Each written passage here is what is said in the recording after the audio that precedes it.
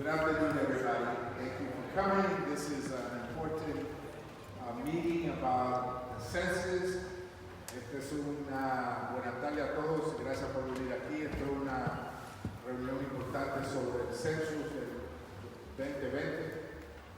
El censo es importante porque es el documento que garantiza que todos los datos demográficos de una comunidad queden establecidos por 10 años.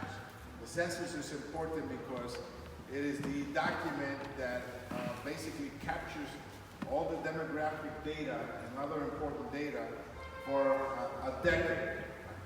And it not only guarantees and determines the type of funding and help that we will get for programs like the one next door, the Head Start program, which is a program that has been there for over 30 years, but also for other important programs, education, healthcare, and the rest. It also determines the level of representation that you get in Congress. So congressional districts are determined by population. My district has 800,000 people in it, 13th congressional district.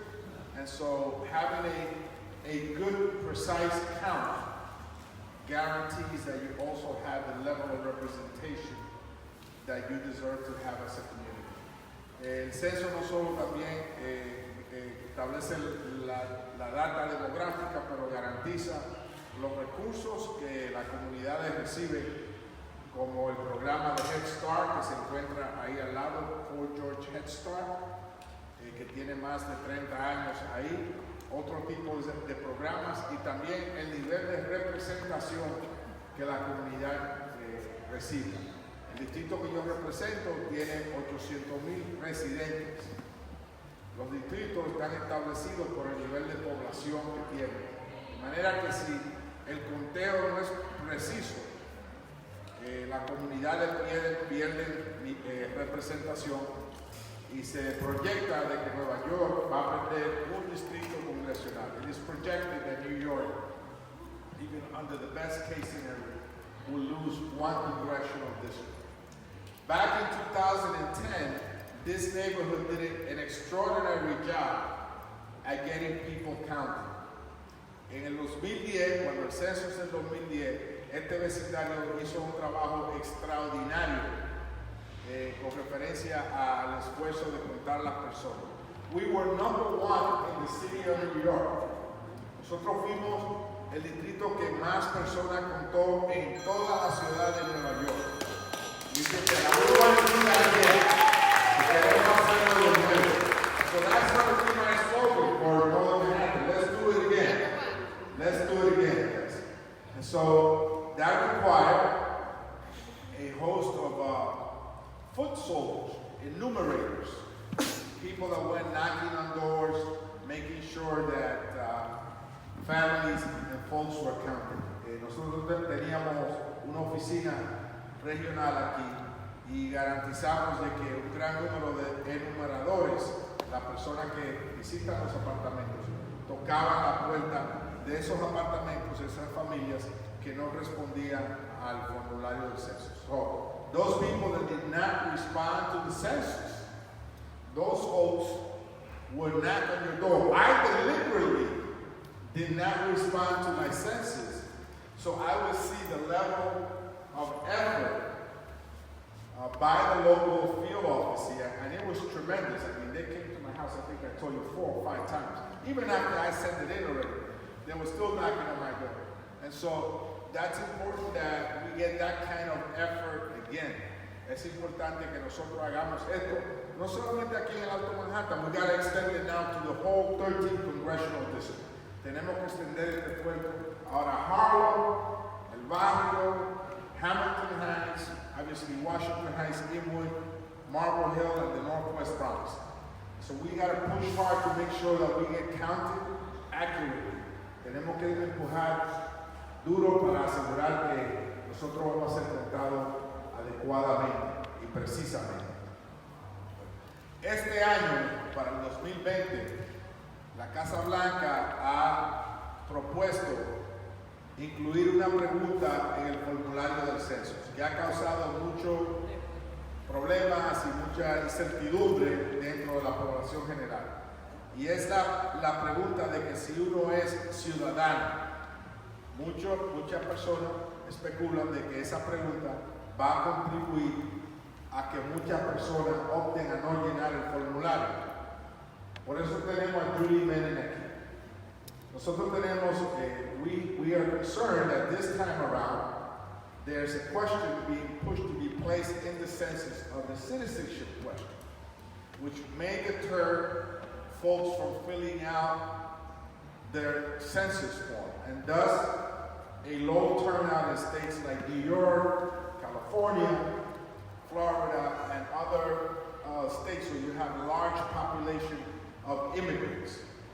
Thus, that's why we have Julie Menem. Julie was part of the team, and she works for the city of New York. She's going to be leading the census effort for the city of New York.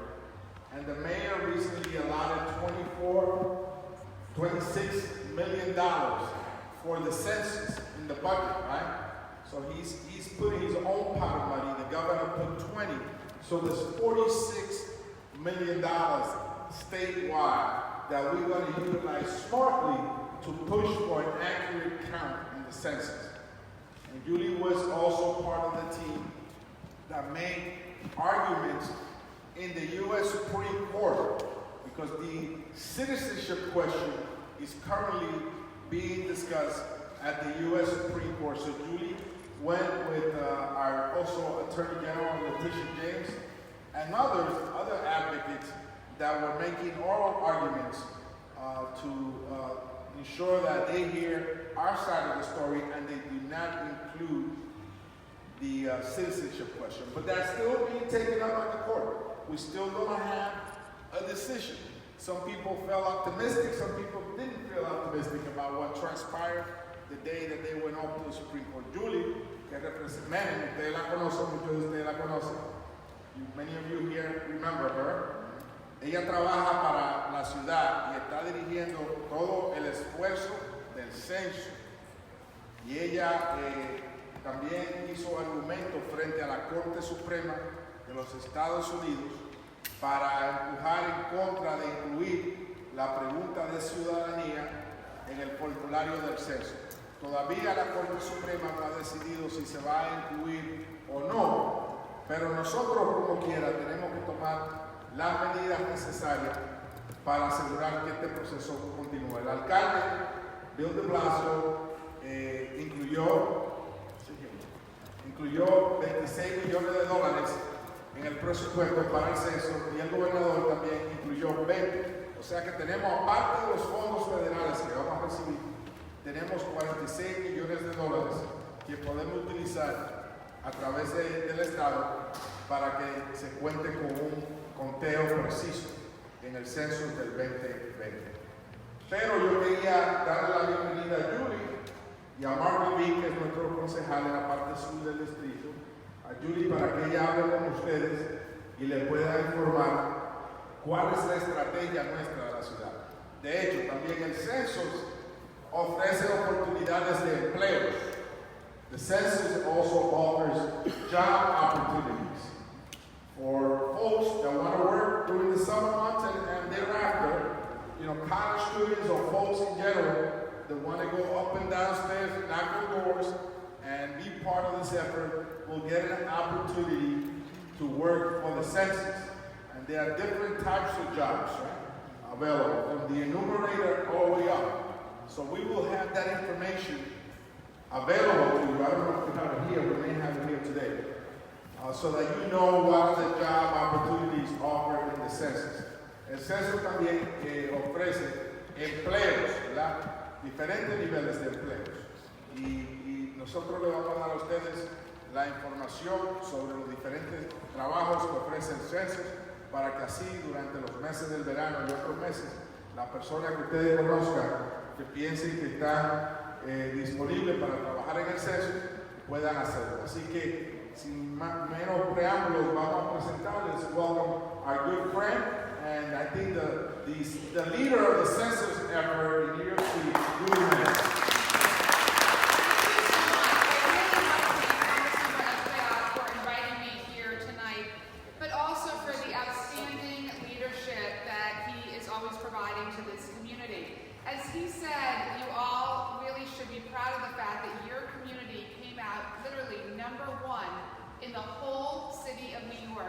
in 2010. Number one. And that is really something to be proud of, but it's also a challenge because we need you all, please, to do it again. I also want to thank Councilmember Mark Levine, who I had the pleasure of working very closely with in the city, and a challenge to him to make sure his district really turns out for the census. So I'm here tonight to talk about, well, why is it important to take the time to fill out the census? You heard what the Congress member said. There is over $800 billion of federal funds that are allocated every single year to cities and states on programs that depend on the census. There's almost no program that any of you could mention to me that does not relate to the census. Public education, public housing, senior centers, Head Start, Medicaid, hundreds of programs depend on our making sure that every New Yorker is counted. There's also, of course, political representation, as the Congress member talked about. We may lose in a severe undercount 2 congressional seats statewide, 2. So let me talk about, first of all, why this is also so important and it's also so challenging. So the Trump administration put the citizenship question on the census. This question has not been on the census for 70 years. We, and I also work for the city law department, we joined the Attorney General and we sued, and we took our case 2 weeks ago to the Supreme Court. They're going to give their opinion over the summer. But let me be clear, why did they ask the question, are you a U.S. citizen? They asked it to try to intimidate and create fear in cities like New York that have a high population of immigrants. They asked this question so that cities like ours would lose critical funding for those that need it most. And where would that funding go? It goes to Republican, red states that don't have a large population of immigrants. So that's really what's going on. It's a ploy. And we New Yorkers are not going to be fooled. So where we really need your help, because we don't know if we're going to win or lose this case for a couple months, and I just want to say, if we do lose the case, people should feel confident that the census is absolutely confidential. In fact, if any federal employee shares that data with anyone, it subjects them to up to 5 years prison sentence, up to $250,000 fine. But let me also say, and I get this question at every forum, people say to me, well, do I need to fill that question out? So at the end of the day, the Federal Census Bureau has made very clear to us that if people don't answer a question on the census, your form will still count. If you don't answer 5 or 6 questions, your form then will not count, so we don't want that to happen. So to be clear, the census is totally confidential and people should have confidence in that. But the most important thing is we have to stand up and get everyone counted. In 2010, New York's response rate was 61.9%. That's right, 61.9% of New Yorkers filled out the census. 1 million children were left out of the census in 2010. 400,000 of those children were Latino, and that's a nationwide number. So for those mothers out there, and I'm a mother, this really matters. Those kids that were left out of the census are not eligible for Head Start funding, so that community is losing out on Head Start and so many other programs. But also, we've got a measles outbreak going on in the city of New York. The city health department looks at that data in a health emergency. So if those children have not been counted, you can see what can happen. And that's why it's so important that we get this count right. Really, another message that I would leave you with is for people who want to stand up to the Trump administration and want to resist, the number one thing you can do, take the 2 minutes to fill the census out. Because it sends a loud and clear message to Washington that we do count, and every single New Yorker will be counted. And then I just want to leave you with the timing on this. So this all is happening next year. March 12th, every New Yorker will get a mailing from the Federal Census Bureau. It'll say it's time to fill the census out. For the first time ever, you can fill it out online. You can do it on your phone, you can go to a public library, you can go to any computer anywhere in the city and fill it out. You can also, for the first time, answer the census by phone. So we want to be phone banking, we want to be doing, this is, again, a campaign. It's a citywide campaign, so we now have new tools by which we're going to be able to respond. And every single day, there's an 8-week response period, mid-March to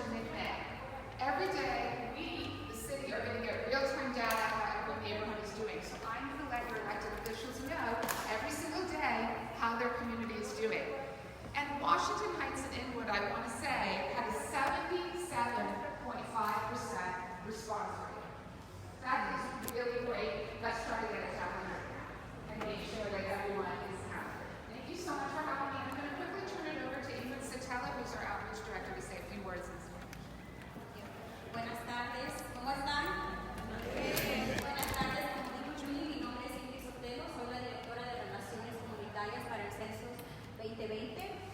Voy a estar trabajando muy con los precintos, con las organizaciones comunitarias y religiosas y con todos ustedes para asegurarnos que todos seamos contados para el censo. El año pasado, como dijo Julie, en el 2010, ustedes fueron la comunidad que hizo el censo, que completó el censo más que todas las comunidades en Nueva York.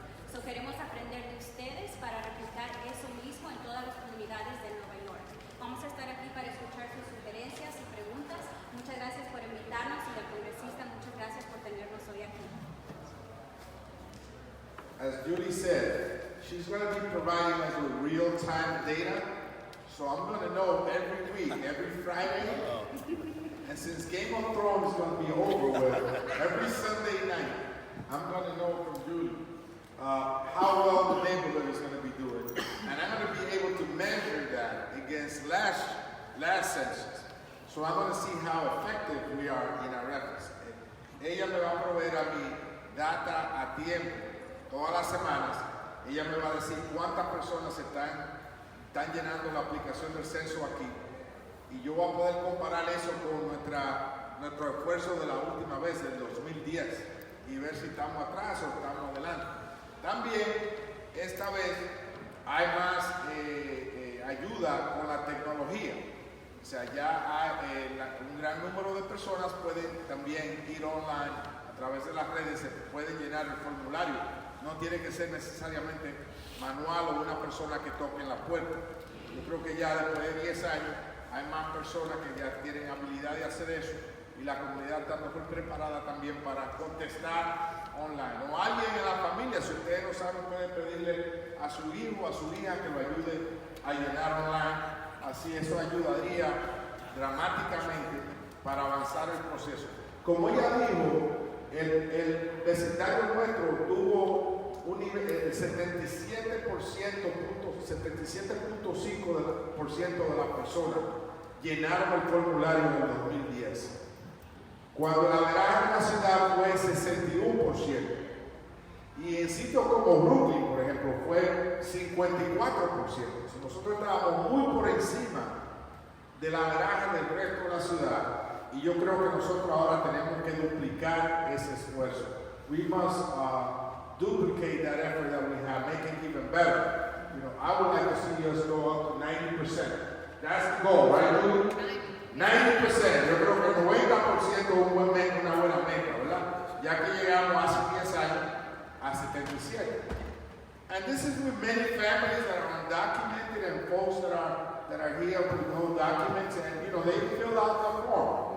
Ella dijo también que el censo es un documento confidencial, que no obstante, si nos va mal en el tribunal e incluye la pregunta de ciudadanía en el censo, debemos como quiera de llenar la aplicación, porque es un documento confidencial, legalmente confidencial.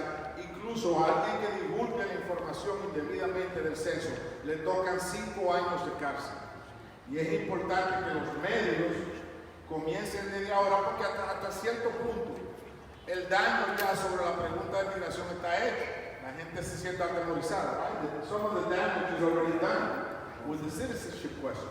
But I think it's important that the media and all of you, most importantly, go back and tell folks that they need to fill out the census anyway, and that it is a confidential legal document, that if someone shares that document unduly, that person could get 5 years in jail. So it's a document that is protected by law. Es un documento que está protegido por la ley. O sea que nadie puede entrar a accesar esa información indebidamente. Por eso la campaña nuestra es llena el censo. Our campaign is fill out the census form. Let's do it again, Washington Heights, right? And now we're going to span that all across the 13th congressional district. So I hope to have these kinds of meetings in each of the neighborhoods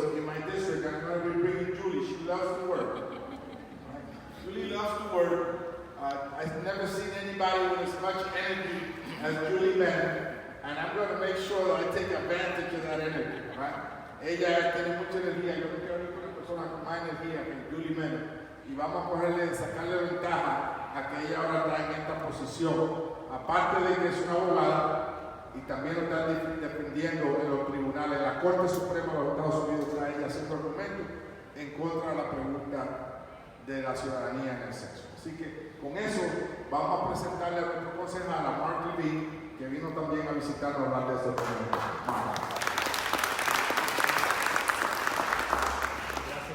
Congresista, thank you, Julie, so much, and thank you to all of you for coming out on your Friday night.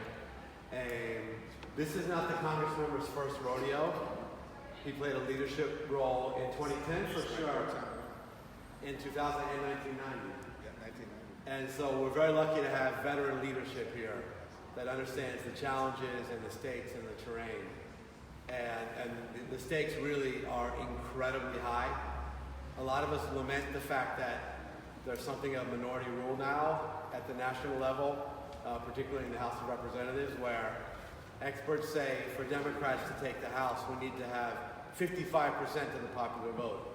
And there's several reasons for that. One is gerrymandering, but for sure one is that our side tends to be undercounted. Urban areas, communities of color, communities with high numbers of immigrants tend to be undercounted in the census, and we lose congressional seats. And that is a very real danger in the 2020 cycle. We could lose one in a disaster scenario, 2 congressional seats. And that affects Congressman Espaillat's ability to do his job. It affects the power our state has in Washington. It affects the progressive agenda because of the national implications. So you might not think that the form you fill out would reverberate nationally, but it does for that reason. En español brevemente, muchos lamentamos el hecho de que para que los demócratas tengamos mayoría en la Cámara de Representantes, hace falta que en el voto popular sacamos por lo menos 55% del voto popular. Y eso es debido a varios factores, pero uno de ellos es que en áreas nuestras, en las ciudades grandes, en áreas de inmigrantes, comunidades de color, nosotros tendemos de no llenar el censo. El resultado muy dañoso es que nos quitan puestos en las cámaras de representantes. Y este año, en el 2020, hay posibilidades que nos quiten no solamente un escaño, sino 2 posiblemente. Desde la ciudad de Nueva York en la Cámara de Representantes. Eso afecta al congresista Espaillat, le perjudica a él y a todos los neoyorquinos en el poder que tenemos en Washington, y también hace daño a la agenda progresista a nivel nacional, sea de luchar por inmigrantes o lo que fuera.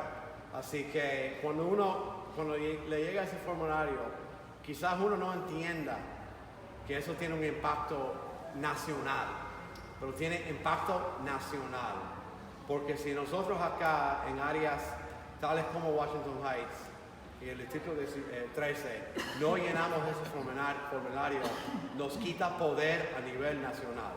Así que tenemos, ustedes que son líderes, ustedes que vinieron acá porque son líderes de su vecindario, de su edificio, de su iglesia, de su club demócrata, tienen que ir a hablar con por lo menos 100 más vecinos en estos meses, a través de estos meses, a hacer que entiendan en nuestro vecindario que esto tiene un impacto enorme.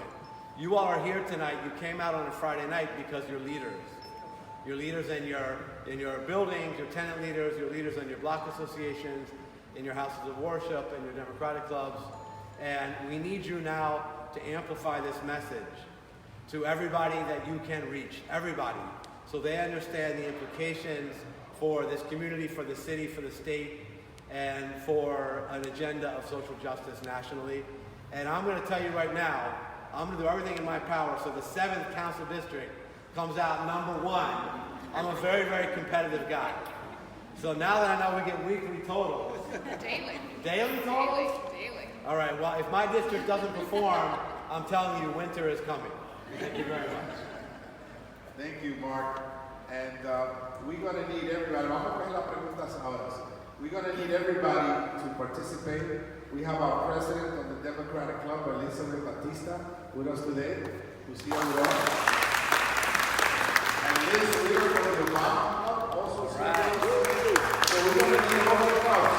But in addition to the Democratic clubs and the activists that are here, we need tremendous help from the not-for-profits. Nosotros también necesitamos ayuda de las agencias sin fines de lucro que le dan servicio a la comunidad y que tienen un contacto diario con las familias nuestras para que ellos también puedan empujar para que el censo, esa familia llene sus censos, ¿verdad? Así que vamos a escuchar de Rosita Romero. Let's listen from Rosita Romero from the Dominican Women's Development Center and see how she's going to be helping us out.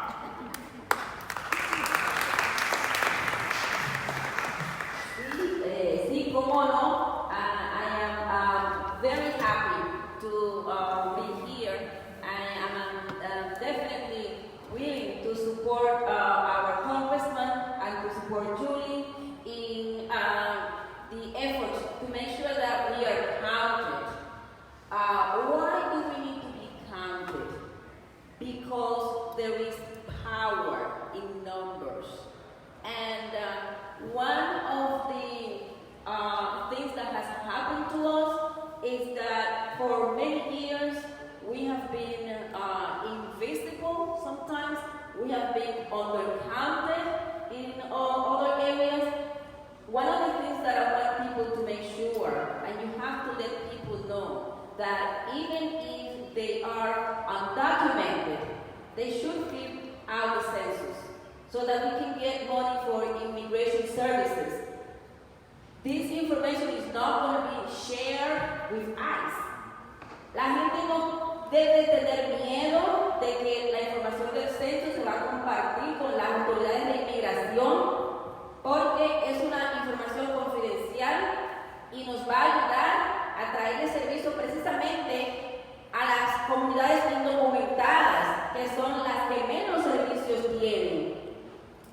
En particular, yo dirijo una organización sin fines de lucros donde le damos servicios a niños y niñas en el área de Early Head Start y en el área de Daycare.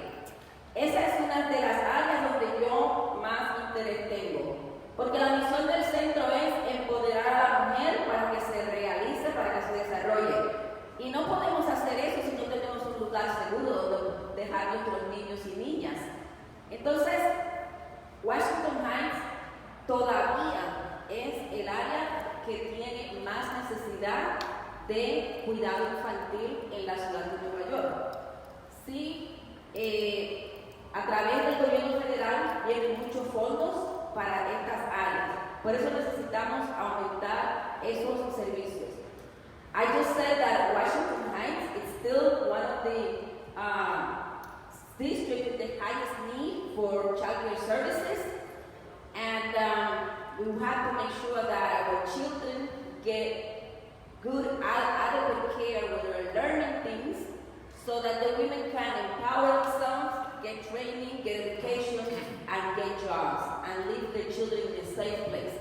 So that's one of the areas where we definitely need more federal dollars rolling down in our community. También necesitamos los servicios para viviendas adecuadas. Como saben, aquí en Washington Heights estamos atravesando por un problema de desplazamiento enorme. In Washington Heights, we are going through gentrification and displacement. So for that reason, we need more federal dollars to make sure that we have affordable housing for our communities. We need to take care of our health. Tenemos que cuidar nuestra salud. Para eso hay muchos fondos, muchos fondos. Muchos de las investigaciones que hacen no incluyen a nuestras comunidades. Y por lo tanto, cuando se da el dinero, nos quedamos sin los fondos. We need money for research in healthcare, because when we're not included, then we don't get the funding. And we need to be present, we need to be counted, and we need to be able to access the resources, the federal dollars that come with the numbers. Thank you.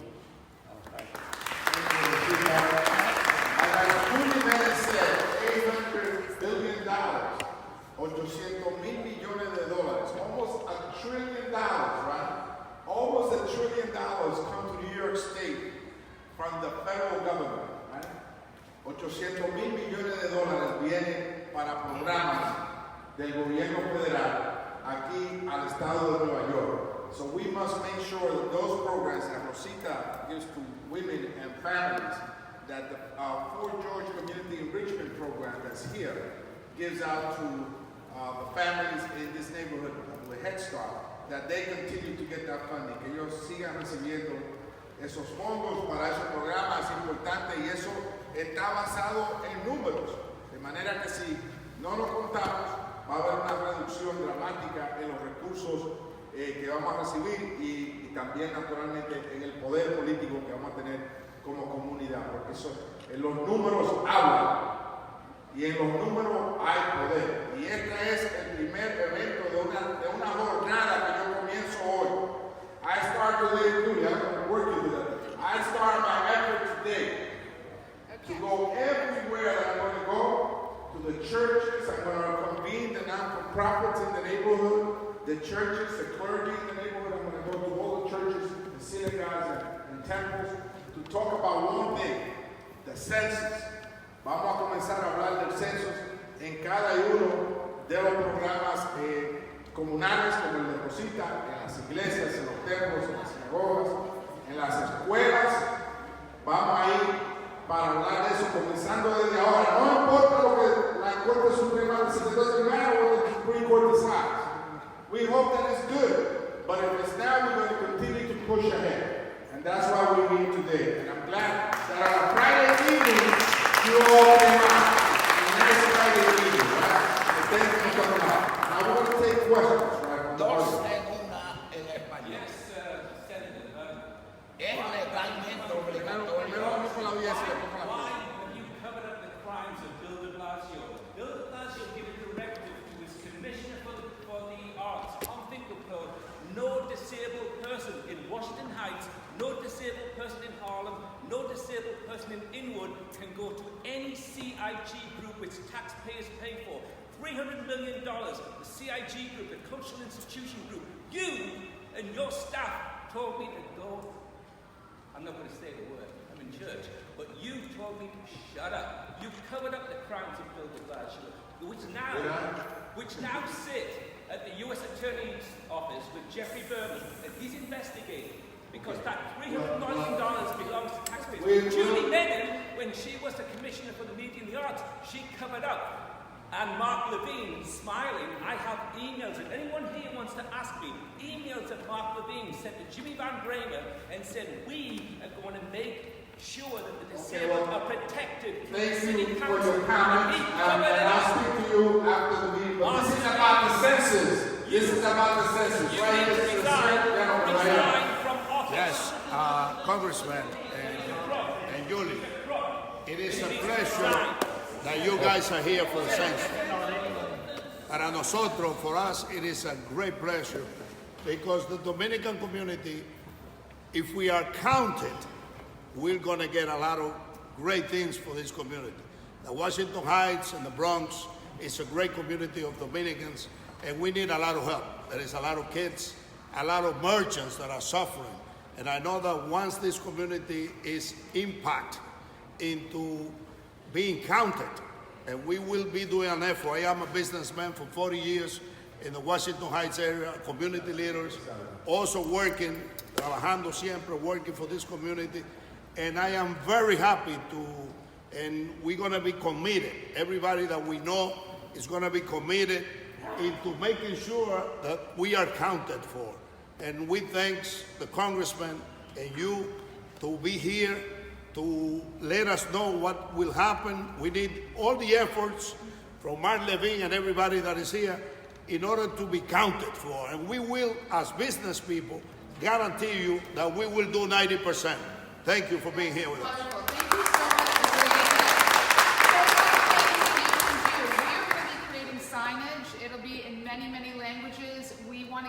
every business in New York City to display during that time. Because you can fill the format online, we're also creating pop-up centers all around the city in houses of worship, in community groups. We're also giving out grants to community organizations on the ground who can help us to do a lot of the outreach. Ella dice que le va a ofrecer letreros a los pequeños negocios, que va a trabajar directamente con los pequeños negocios para que también puedan llevar la palabra hacia adelante. Y después el caballero. First, sir, I'm going to go left and right, okay?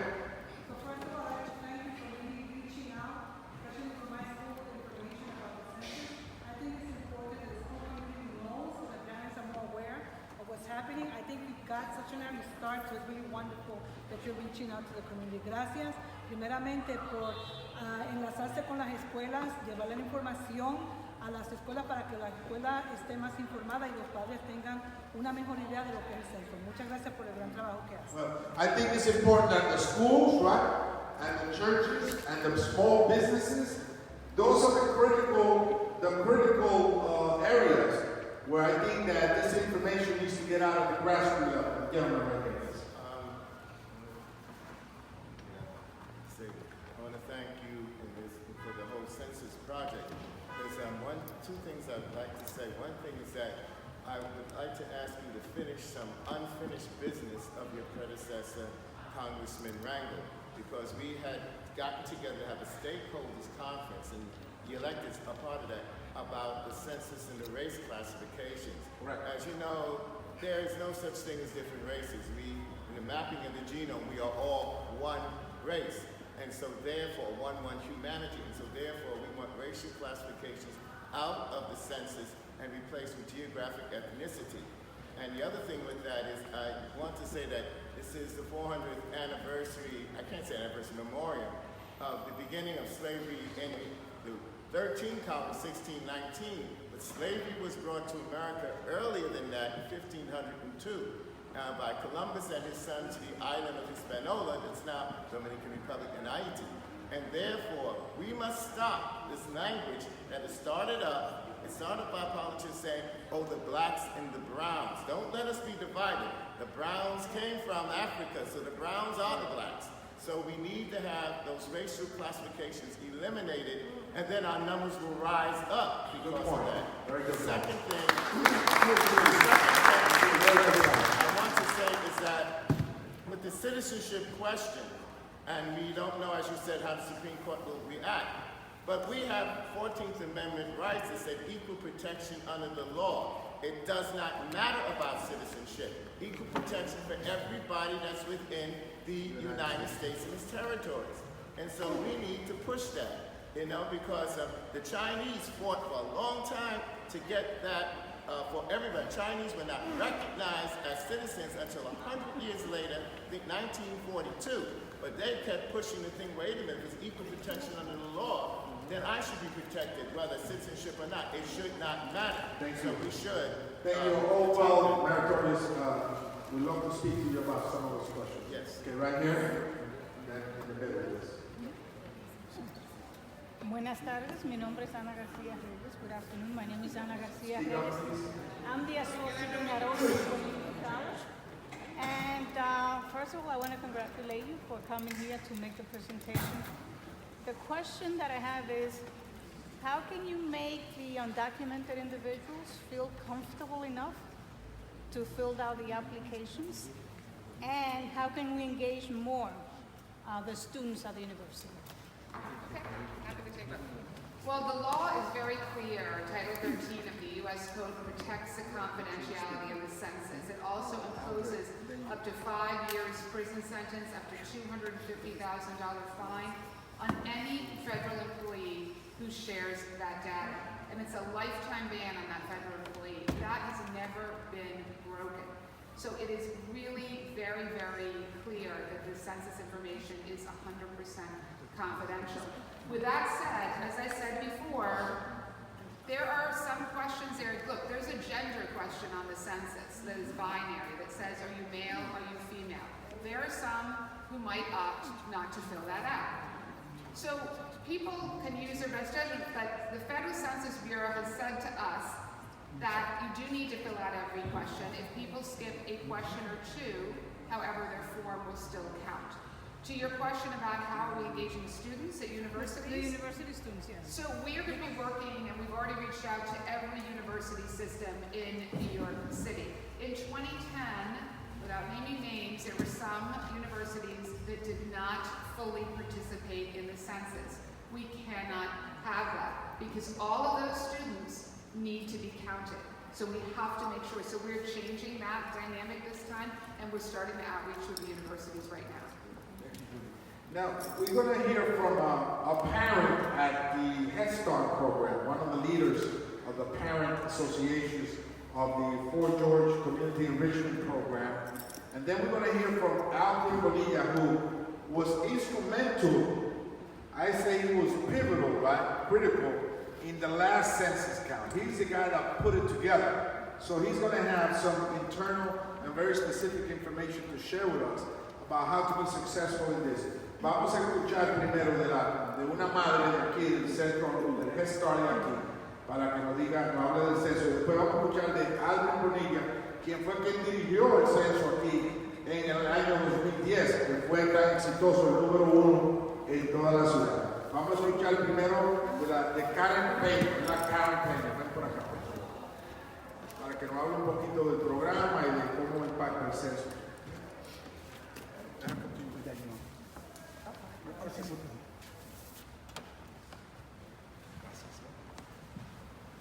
Bueno, ¿cómo están?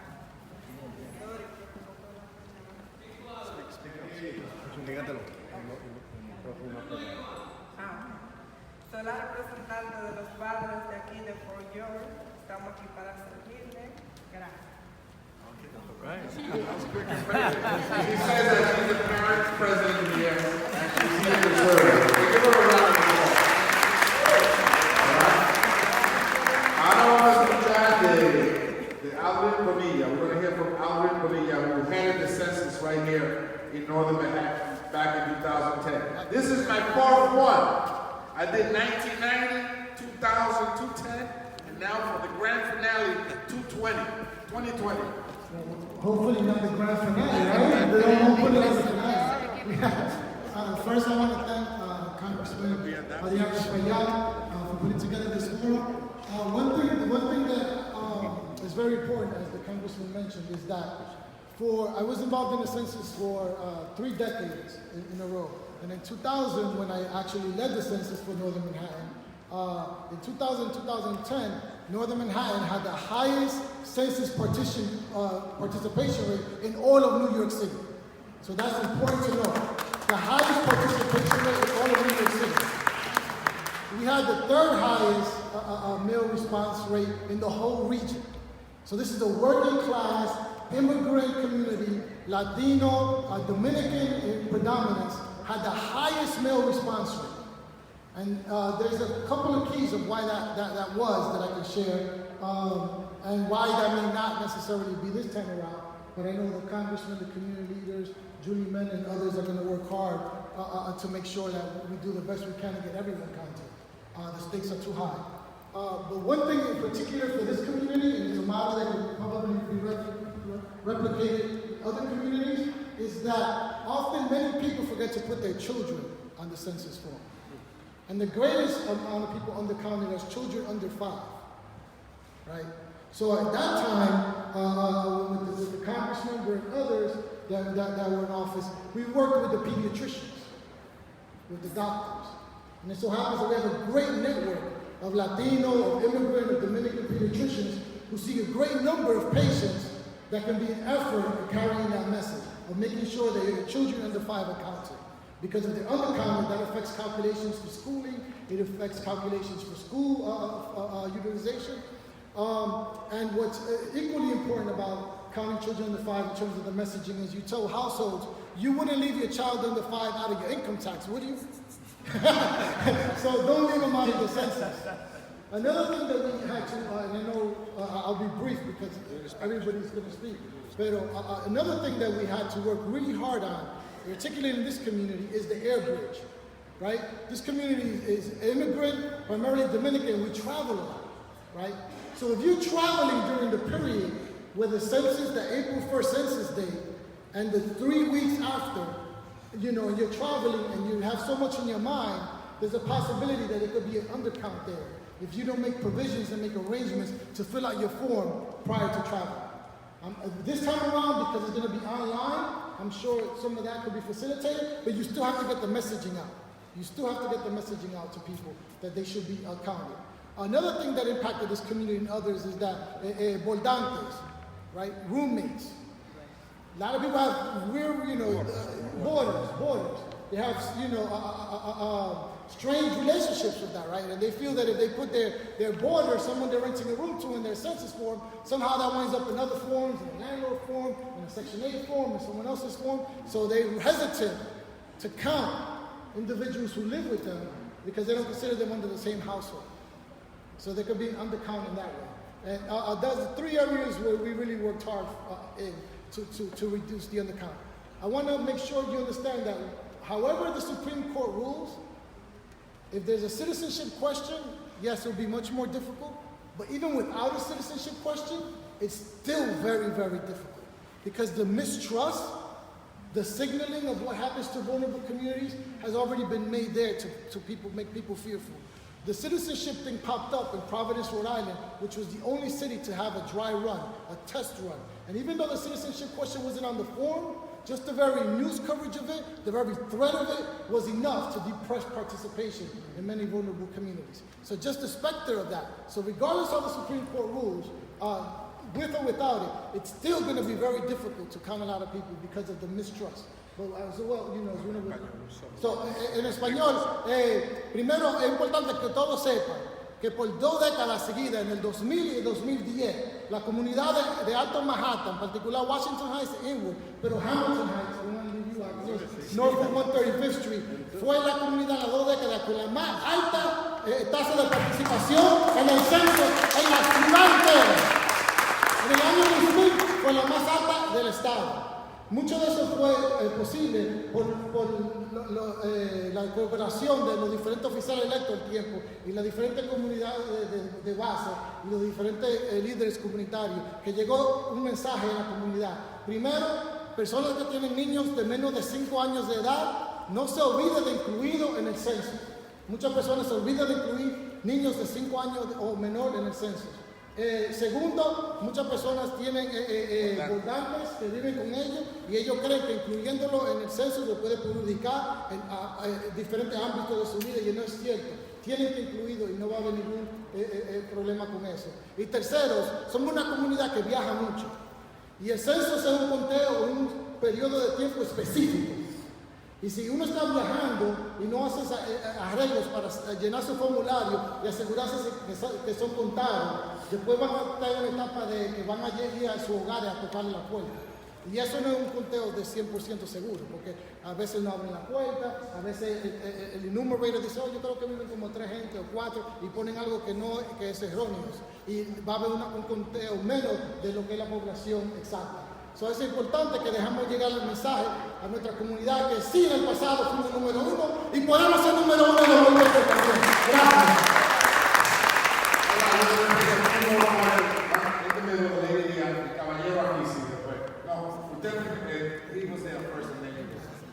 Mi pregunta y mi inquietud con respecto al censo, yo quiero saber dónde es un sitio específico que uno tenga que ir a llenarlo. ¿O van a ir a la casa a llenarle el formulario? That's a good question. He says, is there a specific place where he's going to fill it out, or he's going to go to his house, or he needs to know exactly how his form is going to get to him? The form is going to be mailed to you on March 12th. Okay, everyone? El formulario se lo va a mandar por correo marzo 12. And you have 8 weeks to fill it out, and you can fill it out at any public library computer, on your phone, by phone call. We don't want it to get to door knocking because that's highly unreliable. We want to finish up mid-May. Tiene 8 semanas para llenarlo. Usted lo puede llenar. Usted mismo puede ir a una biblioteca, puede llenarlo a través de la computadora o hasta por teléfono. No quiere esperar que tenga que tocarle la puerta. Le toca la puerta cuando después de las 8 semanas usted no ha llenado el formulario. They knock on the door after 8 But we hope to have the forms out for many people, okay? We have them out there. We have a computer out there. One second. To follow on his question, is there an office you can go to? We're going to answer that. Bueno, my office, mi oficina y la oficina de los oficiales electos del área van a ser centros donde usted podrá también ir a llenar el formulario, ¿ok? Ok, in the middle, yes. This question about citizenship is both a question for me, of conscience and of solidarity. I don't want all the people that didn't answer it under the shadow that they're not citizens. So I'm really thinking about boycotting that question. So that's one thing. The second thing, if you think it's worth doing, the second thing is if it's online. Many times, if you leave something blank, they make you fill it in. Is that going to happen on the census form if it's done online? Yeah, no, that is a great question. Let me answer your first question first. We never want to encourage a boycott. When people hear the word boycott, they say, oh, I'll just boycott the whole census. You know what? I'm going to boycott the census. So we never want to use the word boycott. We're trying to get every person to participate. What you mentioned is, of course, a question of conscience, and as I think I hopefully said clearly, people will fill out the form as they see fit to do. And then online, no, you will be able to answer. I mean, there's certain questions that people might not answer, and you will be able to do that. O sea, es muy importante que si uno no tiene que llenar la pregunta de la ciudadanía también, y el censo como quiera cuenta, uno lo puede dejar en blanco. Pero no vamos a utilizar la palabra boicot, porque la palabra boicot tiende a tener un impacto global de que la persona no llene el censo en general, no queremos ese resultado. In the back, mejor que la clase de usted.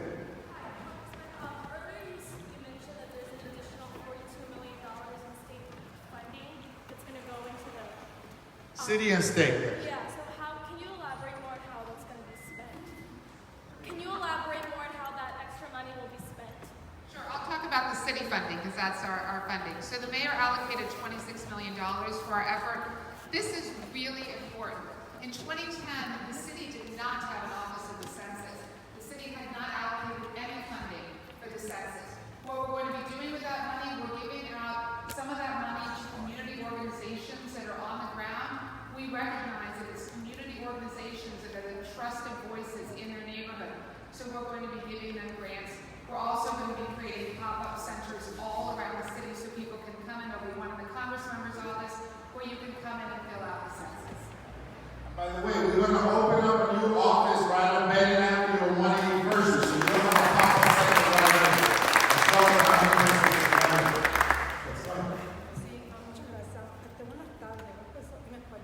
Mi nombre es Elizabeth Blanco, es un placer de verlo usted siempre. Y me alegro también de las personas que están aquí, los speakers que están presentes.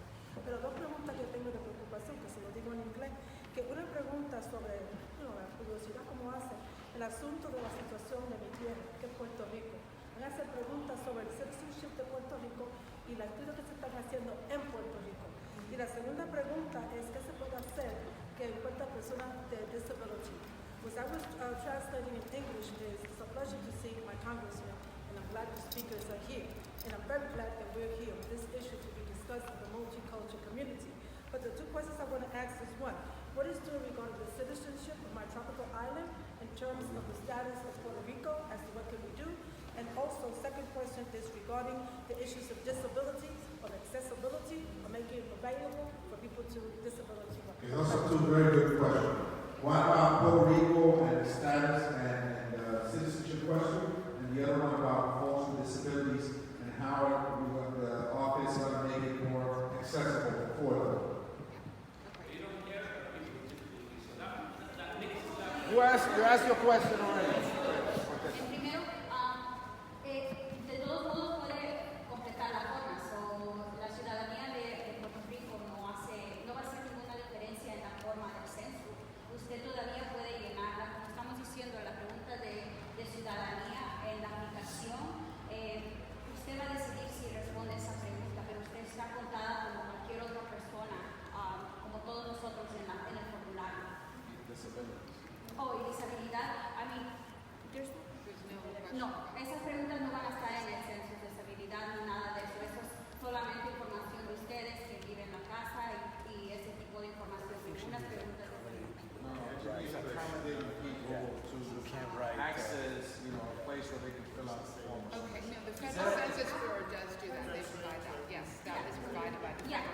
Sí, todo eso va a estar en las oficinas que van a... Tendríamos que chequear si en las oficinas federales del censo, si se va a hacer, van a dar acceso a eso. No tenemos la respuesta ahorita, pero puedo tomar su información y después darle la respuesta. Y de curiosidad, ¿van a haber preguntas en particular de personas con impedimento? No, eso es lo que me refería antes, que no va a haber ese tipo de preguntas. Thank you. Aquí el caballero. There's no question about disability, no. Hi, my name is Stanley Lopez. I'm a CUNY alumni, and I've worked. This will be my 4th census.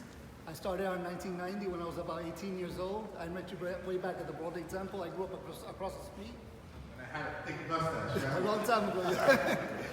Well, anyway, yeah, I worked in the 2000, 2010. Aldrin, Judith, right here. I wanted to ask. The race question has always been very confusing for Latinos. And there was always some people who marked down white, some people marked down black, American Indian, whatever. And then the ethnicity question, okay, you had a box for Mexicans, you had a box for Cubans, you had a box for Puerto Ricans, so Dominicans have always felt left out for the census. This year, will there be a box for Dominicans? No.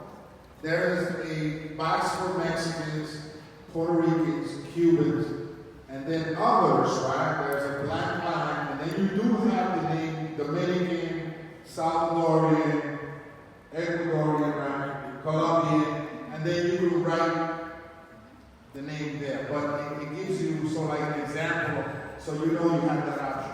Es lo que dice en la pregunta de etnia, que hay una casilla para nacionalidad, ethnicity, no nationality, ethnicity, right?